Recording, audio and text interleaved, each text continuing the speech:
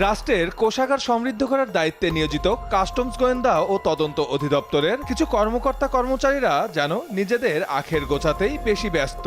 প্রতিষ্ঠানটির সাবেক commissioner doctor Humayun Kabir তাদেরই একজন। ক্ষমতার অপব্যবহার করে বিপুল সম্পদের মালিক হওয়ার অভিযোগ উঠেছে তার বিরুদ্ধে।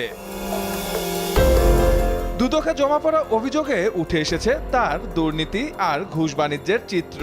মংলা কাস্টমস হাউজের কমিশনার থাকাকালীন 2013 সালের 27 এপ্রিল অত্যাধুনিক একটি অডিয়ার 8 মডেলের গাড়ি সিসি 5204 এর জায়গায় মাত্র 2500 সিসি দেখিয়ে সরকারের কয়েক কোটি টাকা রাজস্ব ফাঁকিতে সহায়তা করেন। পরবর্তীতে 2017 সালে শুল্ক গোয়েন্দার তদন্তে এই ঘটনা বেরিয়ে আসলে সরকারের উপর মহলকে ম্যানেজ করে ধামাচাপা দেন হুমায়ুন।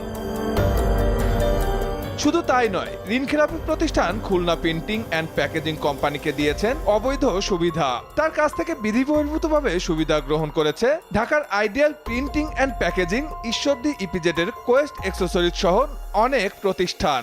এসব প্রতিষ্ঠানে কখনো নিয়মমাফিক অডিট পর্যন্ত হতে দিতেন না হুমায়ুন। উল্টো অধস্তনদের চাপ প্রয়োগ করে ক্লিনশিট দিতে বাধ্য করতেন অনিয়মে ডুবন্ত প্রতিষ্ঠানগুলোকে। এগুলো ছাড়াও আরো ডজনখানেক অনিয়ম দুর্নীতির কথা উল্লেখ করা হয়েছে অভিযোগে।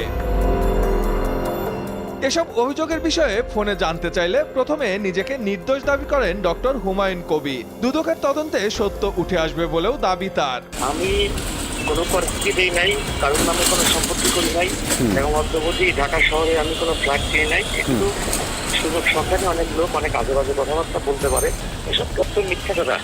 আমি কোনো গাড়ির ব্যবসাও করি না, কোনো কোম্পানিও করি না। দেবা যারা দিচ্ছে ডেফিনেটলি ওটা আপনি ডেভেলপমেন্টটা বাইক করেন, বাইক করে আপনি আসেন, দেখান আমাকে। রাষ্ট্রের গুরুত্বপূর্ণ পদে বসে নিজের দুর্নীতিতে জড়ানোর পাশাপাশি আত্মীয় স্বজনদের দিয়েও করিয়েছেন নানা অপকর্ম।